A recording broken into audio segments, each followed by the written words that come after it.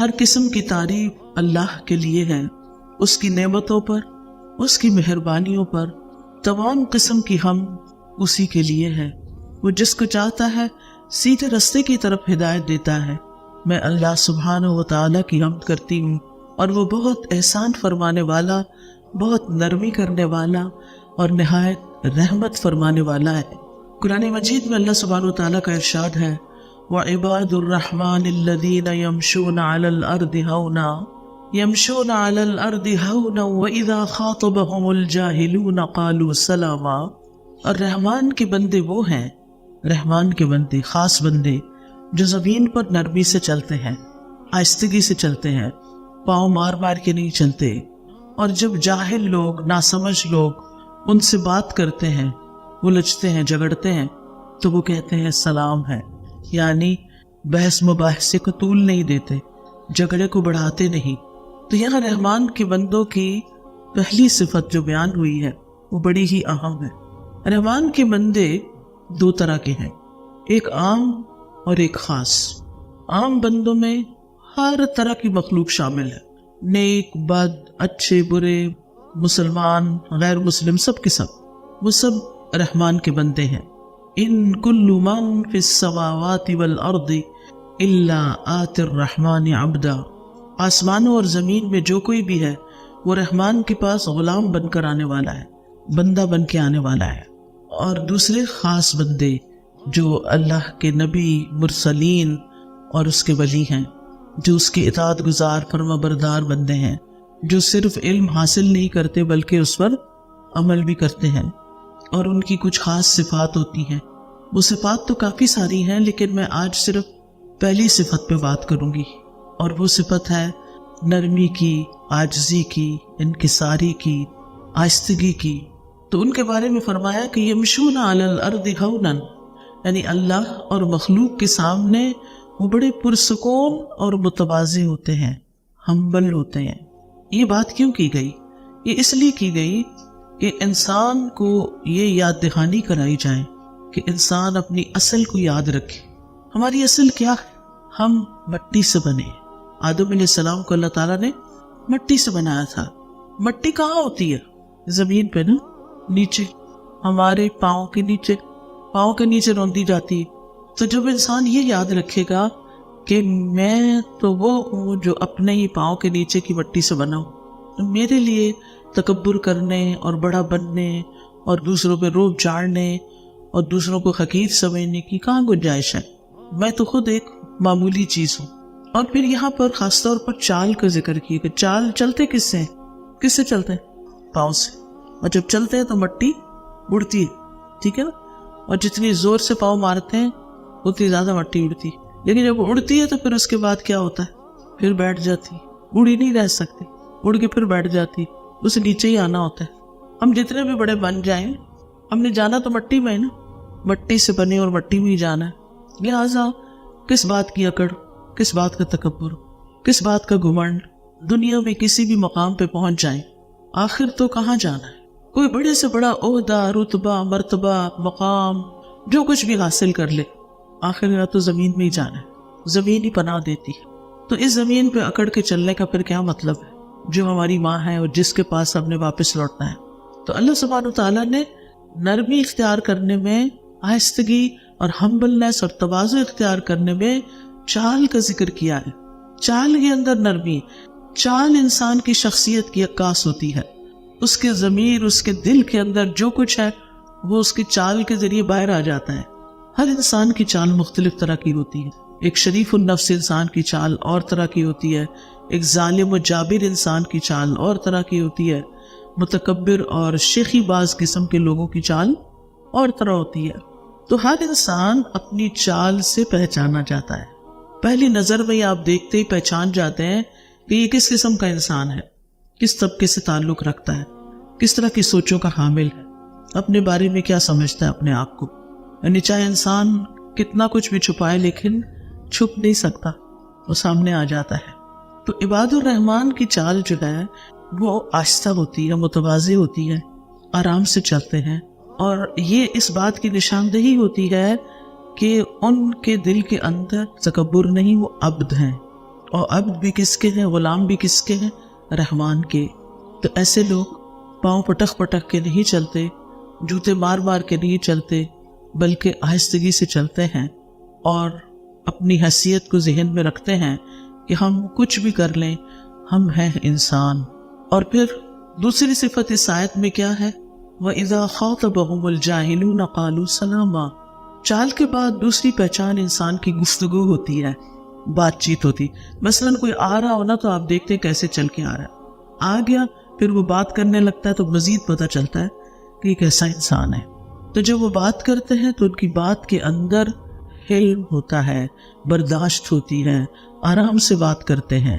جبکہ جاہل لوگ، ناسمجھ لوگ، بے وقوف لوگ، وہ کیا کرتے ہیں؟ لوگوں کو چیخ چلا کے جواب دیتے ہیں، بدتمیزی اور بد اخلاقی کے ساتھ پیش آتے ہیں۔ لیکن رحمان کے بندے ہر سچویشن میں خیر کی بات کرتے ہیں، بھلی بات کرتے ہیں، اچھی بات ہی کرتے ہیں۔ حتیٰ کہ اگر جاہل لوگ ان کے متھے لگیں یا جاہل لوگ ان کو پریشان کریں تو بھی وہ اپنا ٹیمپرامنٹ لوز نہیں کرتے، اس وقت بھی وہ آرام سے ہی بات کرتے ہیں۔ ہمیں اس آئینے میں اپنے آپ کو دیکھنے کی ضرورت ہے کہ ہمارا لہجہ کیسا ہوتا ہے۔ ایسا تو نہیں کہ بات کرتے کرتے ہم اتنے جوش میں آ جاتے ہیں چھوٹی چھوٹی باتوں پر کہ ہمارا سانس پھولنے لگتا ہے اور پھر ہمارا لہجہ جو ہے اس کے اندر ایک نخوت سی آ جاتی ہے۔ چلیے ہم کسی سے بھی بات کر رہے ہوں، یعنی عام طور پر ہم اپنے جیسے لوگوں سے ہی بات کر رہے ہوتے ہیں، لیکن کبھی کبھی انسان کا واسطہ جاہلوں سے بھی پڑ جاتا ہے، تو یہ ایک ایکسٹریم کیس ہوتا ہے۔ تو جو اس ایکسٹریم کیس میں کامیاب ہو جائے، یعنی یہاں یہ نہیں کہا جب وہ لوگوں سے بات کرتے ہیں تو اچھے طریقے سے کرتے ہیں، بلکہ کیا کہا جب جاہلوں سے بات کرتے ہیں تو بھی ان کو سلام بھیج دیتے ہیں، یعنی سلامتی کے ساتھ رہتے ہیں، سلامتی کا پیغام دیتے ہیں۔ سلام کیا ہے؟ سلامتی کا پیغام ہے۔ اگر کوئی شخص جاہل سے بات کرتے ہوئے اپنا غصہ، اپنے آپ کو کنٹرول کر لیتا ہے تو پھر ایک اچھے انسان سے تو وہ اچھی طرح ہی بات کرے گا نا۔ یہاں یہ نہیں کہا گیا کہ جب وہ اچھے لوگوں سے بات کرتے ہیں تو بہت اچھے ہوتے ہیں، اس میں تو انسان کا کوئی کمال نہیں کہ اگر سامنے والا آپ سے اچھی طرح بات کر رہا ہے تو آپ اچھے ہی ہوں گے۔ لیکن آپ دیکھیے کہ بعض اوقات سامنے والا اچھا ہوتا ہے لیکن ہم اچھے نہیں ہوتے، ہمارا اخلاق بگڑا ہوا ہوتا ہے۔ تو اچھا کون ہے کہ جب سامنے والا اچھا نہ ہو پھر بھی اچھے ہوں۔ تو رحمان کے بندے رسول اللہ صلی اللہ علیہ وسلم کے اسوہ حسنہ کی پیروی کرتے ہیں، اس کو اپنے لیے بہترین نمونہ سمجھتے ہیں۔ آپ کی باتوں میں نرمی تھی، آہستگی تھی، بات اس طرح کرتے تھے کہ دوسرا آسانی سے سمجھ جاتا تھا، اور جتنا بھی کوئی دوسرا جہالت برت رہا ہوتا تھا اس کی جہالت آپ کی بردباری میں اضافہ کرتی تھی۔ یعنی ایسا ہوتا ہے نا کہ بے وقوف لوگ جب آپ کو پریشان کرنا چاہتے ہیں اور آپ نہیں ہوتے تو وہ اس کے بعد مزید بے وقوفی کرتے ہیں، مزید بے وقوفی کرتے ہیں، وہ ٹیسٹ کر رہے ہوتے ہیں کہ بھلا آپ کیا کرتے ہیں، کیا آپ بھی اسی زبان میں جواب دیتے ہیں یا نہیں۔ تو قالوا سلاما، یعنی بحث مباحثہ ترک کر دیتے ہیں، جھگڑے کو طول نہیں دیتے، بحث چھوڑ دیتے ہیں۔ یعنی عباد الرحمن اہل جہالت سے الجھتے نہیں۔ اب یہ اہل جہالت آپ کے گھر میں بھی ہو سکتے ہیں اور باہر بھی جہاں آپ کا کوئی کام ہو وہاں بھی ہو سکتے ہیں، وہ کوئی رکشہ ڈرائیور بھی ہو سکتا ہے، وہ کوئی دکاندار بھی ہو سکتا ہے، کہیں بھی کوئی ہو سکتا ہے۔ لیکن آپ کو یہ نہیں دیکھنا کہ دوسرے کیا کر رہے ہیں، آپ کو یہ دیکھنا کہ آپ کو خود کیا کرنا ہے، یہاں آپ کا رول کیا ہے۔ جاہلوں کی گفتگو کا مقابلہ اچھی گفتگو کے ساتھ کرنا چاہیے۔ سورۃ القصص میں آتا ہے وَإِذَا سَمِعُوا اللَّغْوَ أَعْرَضُوا عَنْهُ وَقَالُوا لَنَا أَعْمَالُنَا وَلَكُمْ أَعْمَالُكُمْ سَلَامٌ عَلَيْكُمْ لَا نَبْتَغِي الْجَاهِلِينَ۔ اور جب وہ کوئی لغو بات سنتے ہیں تو اس سے کنارہ کرتے ہیں اور کہتے ہیں ہمارے لیے ہمارے اعمال ہیں اور تمہارے لیے تمہارے اعمال ہیں، سلام ہے تم پر، ہم جاہلوں کو نہیں چاہتے، یعنی ہم جاہلوں سے الجھنا نہیں چاہتے۔ تو اس آیت سے کیا بات پتہ چل رہی ہے؟ نرمی کی فضیلت، جو نیک بندوں کی چال اور گفتگو دونوں میں عیاں ہوتی ہے، دونوں سے پتہ چلتی ہے۔ رحمان کے بندوں کے اندر حلم ہوتا ہے، برداشت ہوتی ہے، احسان کا رویہ ہوتا ہے، عفو درگزر کرنا جانتے ہیں، ان کے اندر ایک ذہنی سکون ہوتا ہے۔ پھر یہ کہ حلم اپنانا बुलंद अखलाक का दर्जा है और अहमक लोगों के मर्तबे पर नीचे उतरना कम अकल लोगों की एक किस्म है। अली इब्न अबी तालिब रजी अल्लाह अन्हु कहते हैं कि जाहिल 6 आदात की वजह से पहचाना जाता है। जाहिल 6 आदतों की वजह से पहचाना जाता है। अब अपने आप को देखिए, अब ये ना ढूंढिए अच्छा भला किस किस के अंदर ये बातें हैं, अपने अंदर देखनी कि कहीं हम तो नहीं। नंबर 1, वो मामूली बातों पे गजबनाक हो जाता है, छोटी छोटी बात पे गुस्सा कर लेता है, बेफायदा बातें करता है, बेमकसद बातें, फजूल बातें, गैर मुनासिब मकाम पर अतियात देता है, यानी जो मुस्तहिक नहीं होते उनको देता है। दुश्मन और दोस्त की पहचान नहीं रखता, हर एक से दोस्ती कर लेता है। राज इफ्शा कर देता है, यानी उसके दिल में कोई बात टिकती नहीं, हर बात दूसरे को बता देता है। और हर किसी पे भरोसा कर लेता है, हर किसी पे ट्रस्ट कर लेता है। ये शख्स बेवकूफ होता है, जाहिल होता है, नासमझ होता है। आप देखिए कि इन सारी चीजों पर काबू पाने के लिए एक चीज चाहिए और वो है सेल्फ कंट्रोल, अपने आप को रोक लेना, अपने नफ्स के सरकश घोड़े की बाग खींच के रखना। जब किसी बात पे गुस्सा आ रहा हो तो उसके अंदर नहीं, गुस्सा नहीं जाहिर करना, फजूल बातों में पढ़ने को दिल चाहत कर नहीं, ये बेकार की बात करने की जरूरत नहीं है। यानी जब आपके दिल में कोई बात करने को आए ना तो सोचा करें कोई जरूरत है इसकी, क्या इसके बगैर गुजारा हो सकता? अगर हो सकता है तो जाने दें उसको, लेट इट गो, कोई जरूरत नहीं है इसको छेड़ने की। और फिर फजूल खर्च भी वही लोग होते हैं जिनको अपने नफ्स पे कंट्रोल नहीं होता। बस जिस तरह किसी को करते हुए देखा, किसी ने कोई खास कपड़ा पहना हुआ है वैसा कपड़ा पहन लिया, किसी ने खास बैग उठाया हुआ है जाके वैसा बैग खरीद लिया, चाहे 10 बैग अंदर अलमारी में रखे हुए एक और खरीद लिया। यानी माल जैसी कीमती चीज को जहां खर्च करना चाहिए, जहां से 700 गुना ज्यादा फायदा होता हो अल्लाह के रास्ते में देने से, वहां खर्च करने की बजाय बेकार दुनिया की चीजों पर खर्च करते रहना। ब्रांड्स के नाम पर ज्यादा पैसे खर्च करके, ज्यादा पैसे लुटा के अपना रहन सहन या कपड़े या जूते या छोटी छोटी चीजें उन पर ज्यादा माल खर्च कर देना। यानी वो सदकात जो हमें बीमारियों से निजात दिलाते हैं, वो सदकात जो हमारी मौत को आसान करेंगे, वो सदकात जो हमारी कब्र को रोशन करेंगे, वो सदकात जो पुल सरात पे रोशनी का बायस बनेंगे, वो सदकात जो आखिरत में हिसाब की आसानी करेंगे, वो सदकात जो हमारे लिए क़यामत के दिन साया बनेंगे, क्योंकि मोमिन का सदका क़यामत के दिन उसके लिए साया होगा। वो सदकात छोड़कर वहां माल खर्च करने की बजाय दुनिया में ही सब कुछ लुटा देना, सिर्फ अपनी ऐशो इशरत, क्योंकि कोई मकसद नहीं है ना, ये आखिरत भूली हुई है ना, गाफिल है ना। उन लोगों को छोड़कर जो हमें अल्लाह की याद दिलाते हैं, उन चीजों को छोड़कर जो हमें अल्लाह की याद दिलाते हैं, उन चीजों में पड़ जाना, उन महफिलों में शरीक होने लग जाना कि जो हमें अल्लाह से दूर करते हैं, ये नासमझी और हमाकत नहीं तो क्या है? तो हम सबको अपना मुहासबा करते रहना चाहिए कि जो कुछ मैं कर रही हूँ ये मुझे कहाँ फायदा देगा, चाहे वो बात हो, चाहे वो माल का खर्च करना हो, चाहे वो किसी से दोस्ती करनी हो, चाहे वो किसी पे ट्रस्ट करना हो, हर चीज सोच समझ कर करना। अब आप देखिए कि जिस शख्स के अंदर सेल्फ कंट्रोल होता है ना, वो अपनी आवाज ऊंची नहीं करता, उसको चीखने चिल्लाने की जरूरत नहीं होती। और जिसका सेल्फ कंट्रोल नहीं, छोटी सी किसी ने बात की, चीख के जवाब। 2 तरह की माएँ होती है, एक वो जो हर बात के जवाब में चीखती चिल्लाती, और कभी बच्चों से आराम से बात ही नहीं करती। बच्चों बेचारों को समझ ही नहीं आती कि माँ चाहती क्या है, हर वक्त ही गुस्से पर रहती है। फिर वो देखते हैं उसके दोस्त की माँ तो ऐसी नहीं, फिर वो अपनी माँ से नफरत करता है और दोस्त की माँ से मोहब्बत करता है। बाज़ वक़्त ऐसा होता है ना, शादी के बाद इंसान देखता है कि मेरी माँ तो और तरह थी, सास मेरी बहुत अच्छी है, ये बहुत मोहब्बत करती है। अब क्या होता है, अब वो बच्चा जो है वो सास से ज्यादा मोहब्बत करने लगता है। अब माँ को और जेलसी होने लगती है, वो और ज्यादा डांट डपट करती है, वो और ज्यादा फ्रस्ट्रेशन का शिकार होती है कि तुम बहुत बेवफा हो। बात बेवफाई की नहीं है, बात यह है कि मोहब्बत देने से मिलती है। याद रखिए, मोहब्बत अर्न की जाती है, ऐसे मुफ्त में नहीं मिलती। जो भी हमारे रिलेशंस होते हैं उनके साथ जब हम एहसान का बर्ताव करते हैं, अपनी तरफ से अच्छा करते हैं, तो जवाब में भी मोहब्बत मिलती। कहते हैं ना कि अगर फिर भी मोहब्बत ना मिले तो क्या करो, डोज बढ़ा दो और ज्यादा मोहब्बत करो। नफरत लेना, नफरत पालना, یعنی نفرتیں اکٹھی کرنا بڑا آسان ہے.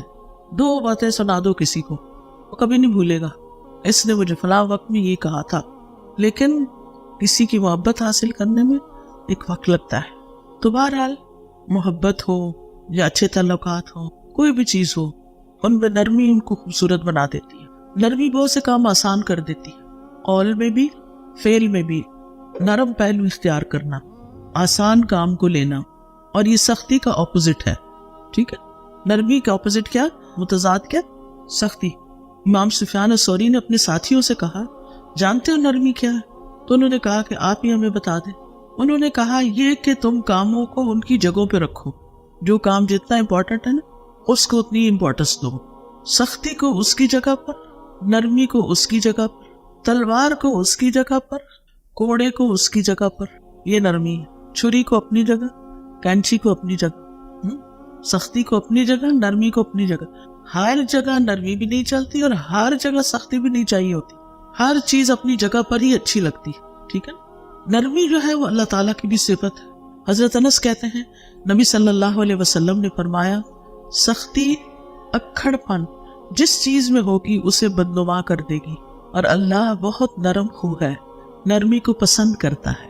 اللہ سبحانہ تعالیٰ نرمی کو پسند کرتا ہے. نبی صلی اللہ علیہ وسلم کی صفت بھی ہے.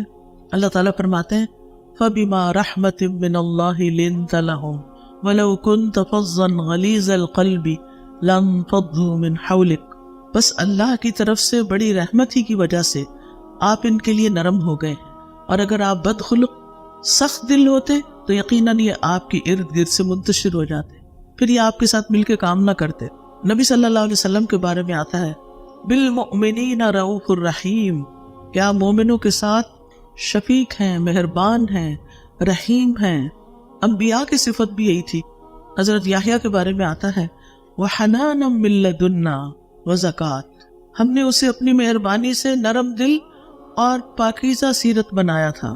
وَحَنَانًا مِن لَدُنَّا وَزَکَاةً وَكَانَ تَقِيًّا، اور وہ واقعی پرہیزگار تھا. عیسیٰ علیہ السلام کے بارے میں آتا ہے وَبَرًّا بِوَالِدَتِي وَلَمْ يَجْعَلْنِي جَبَّارًا شَقِيًّا، میں اپنی والدہ سے بہتر سلوک کرتا رہوں، اللہ نے مجھے یہ حکم دیا ہے، اور اللہ نے مجھے جابر اور بدبخت نہیں بنایا. نبی صلی اللہ علیہ وسلم کو حکم دیا گیا وَاخْفِضْ جَنَاحَكَ لِمَنِ اتَّبَعَكَ مِنَ الْمُؤْمِنِينَ، اور ایمان لانے والوں میں سے جو آپ کی اتباع کریں ان سے تواضع سے پیش آئیں. اور یہ کامل ایمان والے جو مومن ہیں ان کی یہ صفت ہے رحماء بینہم، کہ آپس میں بڑے رحیم و شفیق ہوتے ہیں. رسول اللہ صلی اللہ علیہ وسلم نے فرمایا مومن آسان اور نرم ہوتے، اس مانوس اونٹ کی طرح کہ اگر اس کو اپنے پیچھے چلایا جائے تو وہ مطیع ہو کر چلا آتا ہے، اور اگر اس کو پیچھے سے ہانکا جائے تو وہ آگے کو جانے لگتا ہے، اور اگر اس کو تم چٹان پر بھی بٹھا دو تو وہاں وہ بیٹھ جاتا ہے. ایزی گوئنگ، نو ایگو، کوئی پرابلم نہیں، یعنی دوسروں کی بات آسانی سے مان لیتا ہے. اسی طرح ابو انبا خولانی کہتے ہیں کہ نبی صلی اللہ علیہ وسلم نے فرمایا بے شک اہل زمین میں سے اللہ کے کچھ برتن ہیں، اور تمہارے رب کے برتن نیک لوگوں کے دل ہیں، اور اس کی طرف ان میں سے سب سے زیادہ پسندیدہ وہ ہیں جو ان میں سب سے زیادہ نرم ہیں اور سب سے زیادہ رقت والے ہیں، یعنی ان کے دل نرم ہیں. ہشام بن عروہ اپنے والد سے روایت کرتے ہیں کہ حکمت میں یہ بات لکھی ہوئی ہے کہ نرمی کرنا حکمت کا نچوڑ ہے، یعنی وہ شخص نہایت صاحب حکمت ہے جس کے اندر نرمی ہے. رسول اللہ صلی اللہ علیہ وسلم نے فرمایا جب اللہ تعالیٰ کسی گھرانے کے لوگوں کے لیے خیر کا ارادہ فرماتا ہے تو ان میں نرمی داخل کر دیتا ہے، یعنی جس گھرانے کی خیر مطلوب ہوتی ہے ان کے اندر نرمی ڈال دی جاتی ہے. ایک اور حدیث میں آپ نے فرمایا جس گھرانے کو نرمی عطا کی گئی تو وہ ان کے لیے فائدے کا باعث ہے، اور جس سے نرمی روک دی گئی وہ ان کے لیے نقصان کا باعث ہے، انہیں سختی سے خیر نہیں آئے گی. حضرت عائشہ نبی صلی اللہ علیہ وسلم سے روایت کرتی ہیں آپ نے فرمایا نرمی جس چیز میں بھی ہوتی ہے اس کو زینت بخشتی ہے، اور نرمی جس چیز سے بھی نکال دی جاتی ہے اسے بدصورت کر دیتی ہے. مثلاً آپ کی چال میں اگر نرمی نہیں، آپ کی بات، آپ کی ٹون میں نرمی نہیں، آپ کی چیزیں اٹھانے رکھنے میں نرمی نہیں، ہر چیز بس دھڑ سے ماری، دھڑ سے اٹھائی، دھڑ سے دروازہ بند، ہر چیز میں بس سختی، خوبصورتی نہیں ہے. جو آرام سے کام کرتا ہے اس کے کام میں زیادہ خوبصورتی ہوتی ہے۔ حضرت عائشہ نے نبی صلی اللہ علیہ وسلم سے روایت کیا، آپ نے فرمایا جس کو نرمی سے حصہ دیا گیا اس کو دنیا اور آخرت کی خیر و بلائی سے نواز دیا گیا، یعنی اس کو سب کچھ مل گیا۔ آپ نے یہ بھی فرمایا کہ نرمی کا مظاہرہ کرو، تمہارے ساتھ بھی نرمی کی جائے گی۔ مثلا بچہ بہت اونچا اونچا رو رہا ہے، آپ اس سے اونچی آواز مت کریں، آپ آہستہ آہستہ بولیں کیا ہوا تھا، کیا بتاؤ مجھے، تو آہستہ سے اس کی بھی آواز ٹون ڈاؤن ہو جائے، نیچے آ جائے گی۔ اور اگر آپ چیخ کر بولیں گے تو معاملہ بگڑ سکتا ہے، ہو سکتا ہے پہلے وہ رو رہا ہے اور اب آپ کو دب بھی مار دے، کیونکہ ایسے کیسز ملتے ہیں نا کہ بچے ماں باپ کے ساتھ بدتمیزی شروع کر دیتے ہیں۔ یہ اس صورت میں ہوتا ہے جب آپ ان کے ساتھ نرمی اختیار نہیں کرتے۔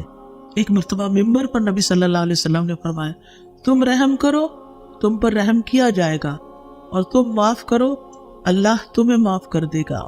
نبی صلی اللہ علیہ وسلم نے فرمایا 3 قسم کے لوگ جنتی ہیں، وہ رحم دل شخص جو ہر قرابت دار اور مسلمان کے لیے نرم دل ہو، یعنی یہ نرمی صرف چند لوگوں کے لیے نہیں، سب کے لیے، سب کے لیے۔ رسول اللہ صلی اللہ علیہ وسلم نے فرمایا جو شخص آسان ہو، عاجزی کرنے والا ہو، نرم ہو، اللہ نے اسے آگ پر حرام کر دیا ہے، ایسا شخص آگ میں نہیں جائے گا۔ اور کیا چاہیے، اس سے بڑا کوئی انعام ہو سکتا ہے، کامیابی ہو سکتی کہ انسان جہنم سے بچ جائے۔ پھر دل کا سخت ہونا بدبختی کی علامت ہے، ناکام اور نامراد انسان کی علامت ہے، جس کے دل میں انسانیت کے لیے کوئی رحم نہ ہو، پھر جہنمی شخص کی علامت ہے۔ نبی صلی اللہ علیہ وسلم نے فرمایا کیا میں تمہیں اہل جہنم کی خبر نہ دوں؟ وہ سخت مزاج، بدخو اور تکبر کرنے والا۔ وہ کون ہے؟ سخت مزاج، بدخو اور تکبر کرنے والا۔ اب آپ دیکھیں کہ نرمی کی کچھ اقسام ہیں۔ ایک ہے دل کی نرمی، دل میں نرمی کا ہونا۔ اس کی علامت کیا ہے؟ قرآن سن کر آپ کا دل بہہ جائے، آپ کی آنکھوں میں آنسو آ جائے، قرآن آپ کے دل پر اثر کرنے لگے، اس سے آپ کا دل اور نرم ہو جائے۔ نبی صلی اللہ علیہ وسلم جب قرآن سنتے تو آپ کی آنکھیں بہنے لگتی، یہ نرمی کی علامت تھی، دل کی نرمی کی۔ اگر ہماری آنکھیں نہیں بہتی ہیں قرآن سن کر تو مطلب یہ کہ ہمارے دل سخت ہیں، کیونکہ اگر آپ کسی کو بھی کہیں کہ آپ کا دل بڑا سخت ہے تو وہ نہیں مانے گا، وہ کہے گا میرا دل کوئی نہیں سخت، میں تو بہت نرم مزاج ہوں۔ لیکن کرائیٹیریا دے دیا گیا، کیسے پتا چلے گا کہ نرم ہے کہ نہیں؟ قرآن سنتے ہوئے کیفیت کیا ہوتی ہے؟ جب یہ سورت فاتحہ لگی ہوئی ہوتی ہے نا تو میں لوگوں کی شکلیں دیکھ رہی ہوتی ہوں، درس سے پہلے میں دیکھ رہی ہوتی ہوں کہ لوگوں کی نگاہیں کدھر ہیں، چہرے پہ تاثرات کیا ہیں، توجہ کیا ہے۔ کچھ لوگ واقعی ڈوبے ہوئے ہوتے ہیں، کچھ لوگ اکا دکا اپنی آنکھیں بعد میں صاف کر رہے ہوتے ہیں۔ اکثریت یوں لگتا ہے جیسے سن ہی نہ رہے، چہرے پہ کوئی اثر نہیں آ رہا ہوتا۔ جبکہ قرآن سننے والوں کا حال کیا ہوتا ہے، توجہ سے سننے والوں کا؟ اللہ نزل احسن الحدیث کتابا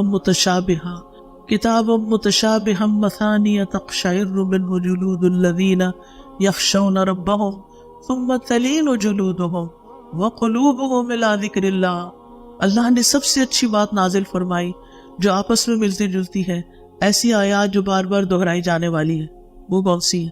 سورۃ الفاتحہ کی آیات ہے جو بار بار دہرائی جانے والی ہے۔ اس سے ان لوگوں کی کھالوں کے رونگٹے کھڑے ہو جاتے ہیں جو اپنے رب سے ڈرتے ہیں، پھر ان کی کھالیں اور ان کے دل اللہ کے ذکر کی طرف نرم ہو جاتے ہیں، یعنی پھر وہ آگے لیکچر سننے کے لیے متوجہ ہو جاتے ہیں، تیار ہو جاتے ہیں کہ اب اللہ کی باتیں کیا ہیں، تاکہ ہم انہیں اپنے اندر جذب کر سکیں۔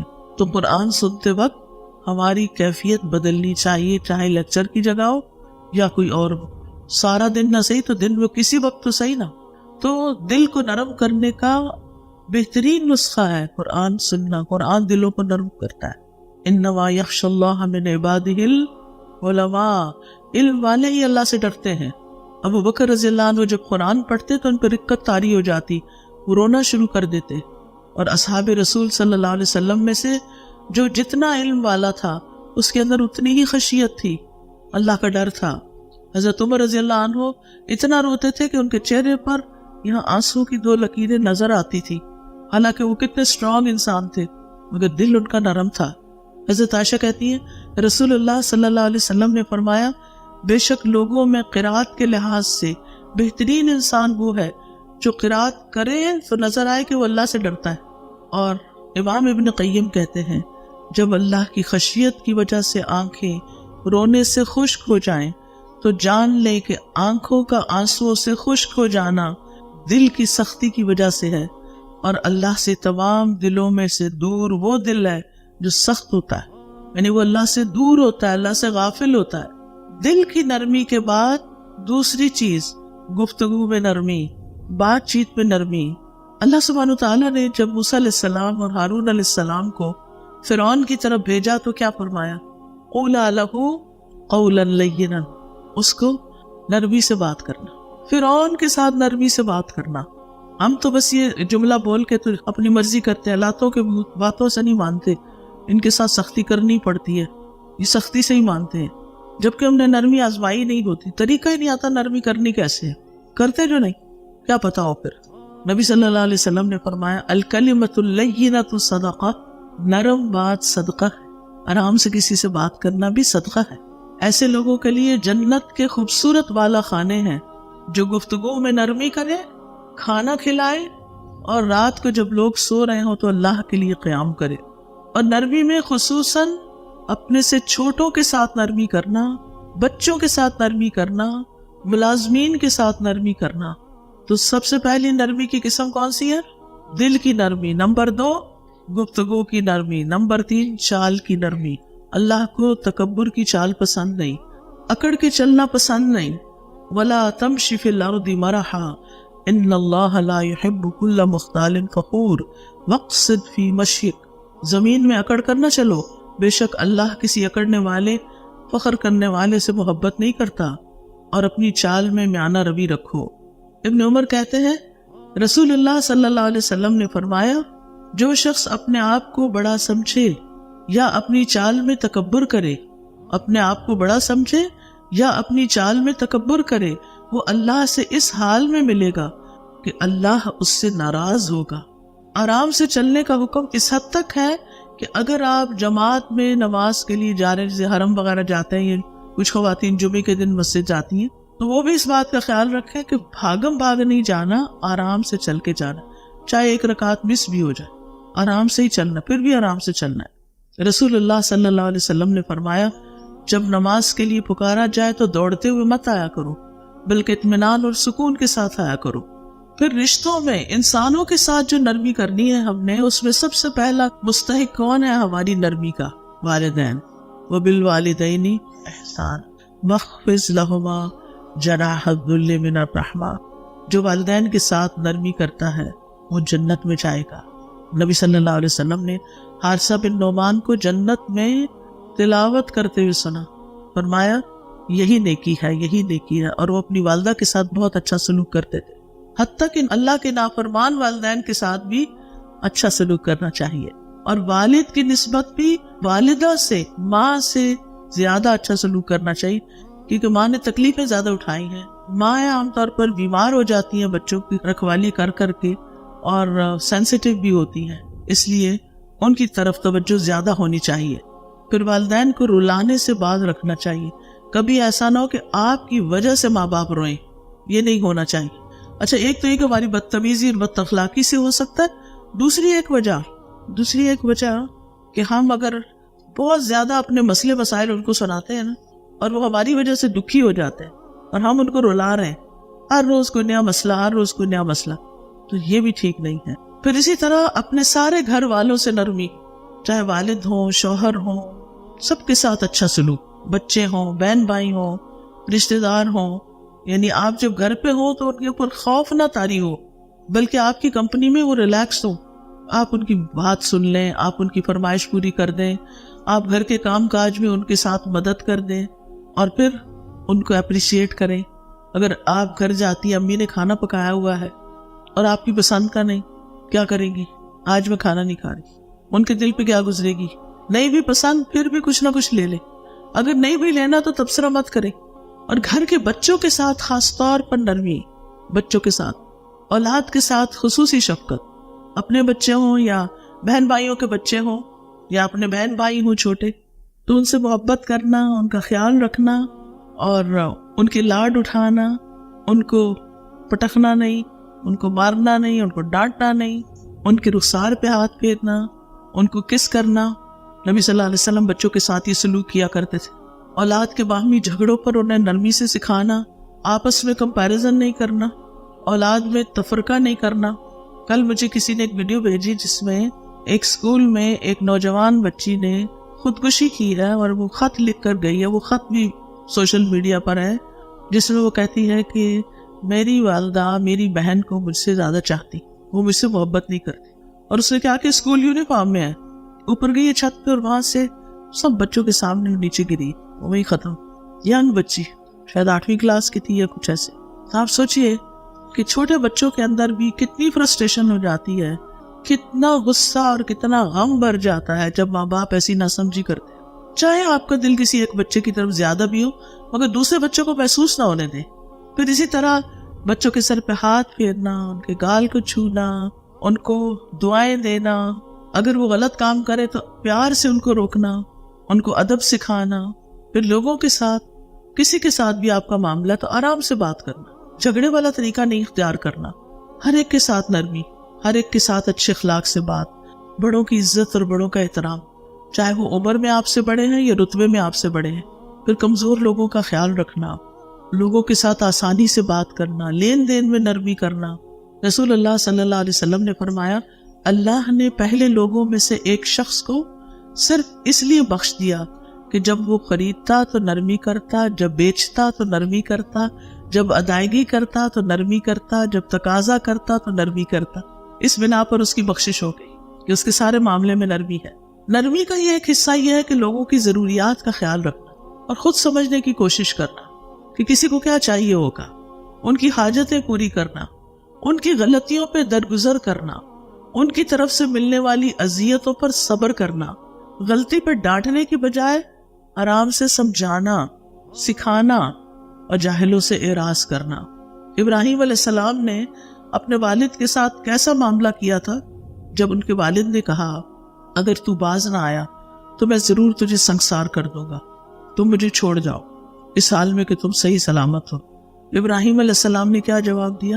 قال سلام علی ساستغفر لک ربی انہ کان بی حفیہ, میں اپنے رب سے تیرے لیے ضرور بخشش کی دعا کروں گا, بے شک وہ ہمیشہ سے مجھ پر بڑا ہی مہربان ہے. یعنی انہوں نے سلام کہا. یہ سلام کون کرتا ہے کس کو؟ ایک عقل مند انسان جاہل سے بات کرتے ہوئے کرتا ہے. گالی نہیں دی, صبر کیا, کہا سلام علیک ساستغفر لک ربی, میں آپ کے لیے بھی دعا کروں گا. گویا بد اخلاقی کے جواب میں بد اخلاقی نہیں برتنا, جاہلوں سے الجھنا نہیں. کہا جاتا ہے کہ عمر بن عبدالعزیز بیت اللہ کا طواف کر رہے تھے تو ایک آدمی نے آپ کے پاؤں پر پاؤں رکھ دیا. ایسے ہو جاتا ہے نا رش میں, جو آپ کے ساتھ ہی طواف کر رہا تھا, نہیں وہ بھی چل رہا تھا, آپ بھی چلتے ہوتے, عمر کا پاؤں اس شخص کے پاؤں پہ چلا گیا تھا. اس آدمی نے عمر رضی اللہ عنہ سے کہا, تم گدھے ہو, تمہیں پتہ نہیں چل رہا کہ تم میرے پاؤں پہ پاؤں رکھ دے؟ انہوں نے کہا نہیں, میں عمر بن عبدالعزیز. کتنا خوبصورت جواب تھا. اگر ہمیں کوئی ایسا کہے تو ہم کیا جواب دیں گے؟ تو صرف یہ نہیں کہیں کہ تم ہوگے بلکہ تمہارا باپ بھی ہوگا. عام طور پر لوگوں کا جواب یہ ہوتا ہے, وہ صرف برابر کی بات نہیں کرتے, اس سے اوپر جب تک نہ چڑھائی کریں. پھر اسی طرح خادموں, مزدوروں, ایسے لوگوں سے جو محنتی ہیں, ان کے ساتھ نرمی, ان کا احساس کرنا, ان کو گرمیوں میں پانی دینا, ان کو کھانا کھلا دینا, ان کی غلطیوں سے درگزر کرنا. نبی صلی اللہ علیہ وسلم سے پوچھا گیا, ایک شخص نے پوچھا, میرا ایک خادم ہے جو میرے ساتھ برائی کرتا ہے, ظلم کرتا ہے, میں اسے مار سکتا ہوں؟ آپ نے فرمایا نہیں, اس سے روز 70 بار درگزر کیا کرو. پھر یہ کہ ان کی ضرورتیں پوری کرنا. آپ دیکھیں غریبوں کی بہت ضرورتیں ہوتی. آج کے دور میں آپ دیکھیں کہ کسی کی اگر 1 لاکھ 2 لاکھ بھی آمدنی ہے نا تو اس کے خرچے پورے نہیں ہو رہے. ہر کوئی شکایت کر رہا ہے. کام کرنے والا جس کو آپ 25-30 ہزار 40 ہزار تک بھی دے دیتے ہیں, اگر وہ اپنی کوئی ضرورت بتا دے تو آپ کہتے ہیں یہ تو روز مانگنے آ جاتے ہیں, ان کے تو خرچے نہیں پورے ہوتے. اپنے لیے اور معیار ہے, ان کے لیے کچھ اور ہے. تو ان کی ضروریات وقتاً فوقتاً پوری کرتے رہنا چاہیے, بلکہ ان کو پرائرٹی دینی چاہیے. ان کے کاموں میں ہر وقت عیب نہ نکالے, تمہیں یہ نہیں آتا, تمہیں وہ نہیں آتا. ہر وقت کی ملامت اچھی نہیں اور بے وجہ کی روک ٹوک اچھی نہیں. پیار سے سرزنش کریں, بلا وجہ ان پہ غصہ نہ نکالیں, کیونکہ بعض اوقات جس نے ہمیں ستایا ہوتا ہے اس کو جواب نہیں دے سکتے نا, کیونکہ ان سے بڑا ہوتا ہے, یا کوئی بھی ایسی ریزن ہوتی ہے, تو پھر ہم اپنا غصہ کس پہ نکالتے ہیں؟ جو ہم سے کمزور ہو. یہ بھی ناجائز ہے. نبی صلی اللہ علیہ وسلم غلاموں کے بارے میں آخر وقت تک تلقین کرتے رہے. حضرت عائشہ کہتی ہیں کہ ایک صحابی آپ کے سامنے بیٹھے نبی صلی اللہ علیہ وسلم کے, کہنے لگے یا رسول اللہ, میرے کچھ غلام ہیں, مجھ سے جھوٹ بولتے ہیں، خیانت کرتے ہیں، میرا کہنا بھی نہیں مانتے، پھر میں بھی انہیں مارتا ہوں، برا بھلا کہتا ہوں، تو یہ میرے ساتھ کیا معاملہ ہوگا، یعنی قیامت کے دن کیا بنے گا؟ آپ نے فرمایا ان کی خیانت، جھوٹ اور نافرمانی ایک طرف رکھی جائے گی اور تمہاری سزا دوسری طرف، اور اس کا حساب لگایا جائے گا۔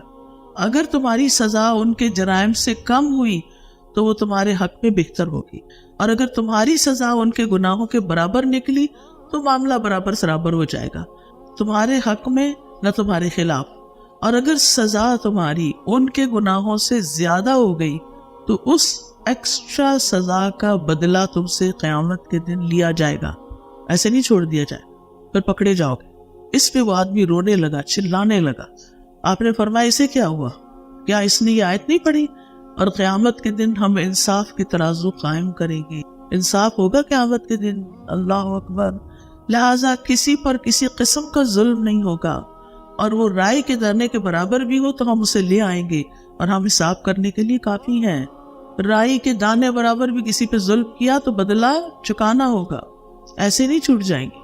پھر جانوروں کے ساتھ نرمی، بلی کے ساتھ، بلی پال لی، طوطا پال لیا، مچھلی پال لی اور پھر بھول گئے، دھوپ میں ہے، چھاؤں میں ہے، کھانا ہے نہیں ہے، تو اس لیے اول تو میں تو اس کے سخت خلاف ہوں کہ گھروں میں آپ اس طرح کی چیزیں رکھیں، پرندوں کو اڑنے دیں، قید کر کے نہ رکھیں، اللہ ہمیں بھی قید سے بچائے دنیا اور آخرت کی۔ تو اب اگر آپ کا دل نہیں کرتا کہ کوئی آپ کو ایک کمرے میں بند کر دے تو آپ پرندوں کو کیوں ایک پنجرے میں بند کر کے رکھتے ہیں؟ ان کا بھی اڑنے کو دل کرتا، خاص طور پہ جب ان کے باہر پرندے اڑ رہے ہوتے ہیں، ان کو دیکھ کے وہ ان کا کیا دل کرتا ہوگا۔ پھر اسی طرح جو جانور گھر کے ہیں نا، وہ زیادہ سے زیادہ بلی وغیرہ ہے، وہ مانوس ہو جاتی ہے، کھاتی پیتی ہے، سوتی ہے، آپ کے آگے پیچھے ہوتی ہے، اپنی مرضی سے رہتی ہے، دروازہ بھی کھلا ہو تو نہیں جاتی، یا گائے بھینس بکری وغیرہ ہوتے ہیں جو آپ نے ضرورت کے لیے رکھے ہو۔ لیکن اس طرح کے پالتو طوطے اور اس طرح کی چیزیں جو ہے نا، یہ نقصان دہ ہیں، کچھ خاص طور پر اگر ان کا خیال نہ رکھا جائے۔ پھر اسی طرح ایک دفعہ آپ صلی اللہ علیہ وسلم ایک اونٹ کے پاس سے گزرے تو اس کا پیٹ بھوک کی وجہ سے پیٹ سے لگ چکا تھا۔ آپ نے فرمایا ان بے زبانوں کے معاملے میں اللہ سے ڈرو، ان پر مناسب بوجھ سوار کرو اور انہیں کھلاؤ پلاؤ، ان کو صاف ستھرا بھی رکھنا چاہیے، نہلانا دھلانا بھی چاہیے، زیادہ بوجھ نہیں ڈالنا چاہیے، مشقت والے کام نہیں لینے چاہیے، ان کو کرسی بنا کے نہیں بیٹھنا چاہیے، سخت ہاتھ نہیں لگانے چاہیے، لمبے ناخنوں کے ساتھ دودھ نہیں دھونا چاہیے کہ ان کو چبھے نہ، ذبح کرتے وقت بھی ان کے جذبات کا خیال رکھنا چاہیے، باندھ کر نہیں مارنا چاہیے۔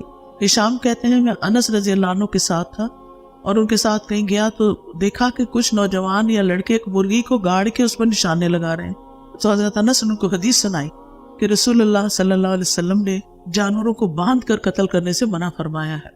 تو بہرحال یہ تھی چند باتیں نرمی کے حوالے سے۔ چلے دعا کر لیتے ہیں۔ سبحان اللہ والحمد للہ ولا الہ الا اللہ واللہ اکبر ولا حول ولا قوة الا باللہ العلی العظیم۔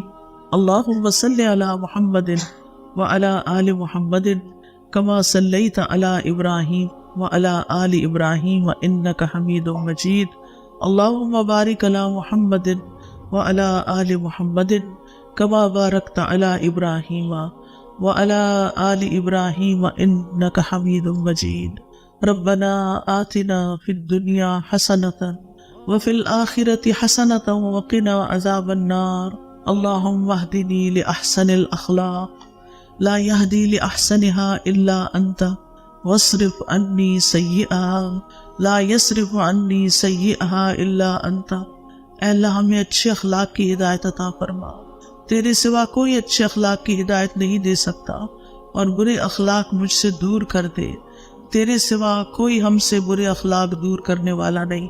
اللہم اغفر لی ذنوبی و خطایایا، اللہم انعشنی واجبرنی واہدنی لصالح الاعمال واجبرنی واہدنی لصالح الاعمال والاخلاق وانہ لا یہدی لصالحها ولا یصرف سیئها الا انت۔ اے اللہ ہمارے گناہوں اور ہماری خطاؤں کو معاف فرما دے، اے اللہ ہمیں صحت اور تندرستی عطا فرما، ہماری کمیاں پوری کر دے، نیک اعمال اور اخلاق کی طرف ہماری رہنمائی فرما دے، کیونکہ ان کی نیکی کی طرف رہنمائی کرنے والا اور ان کی برائی کو دور کرنے والا تیرے سوا کوئی نہیں۔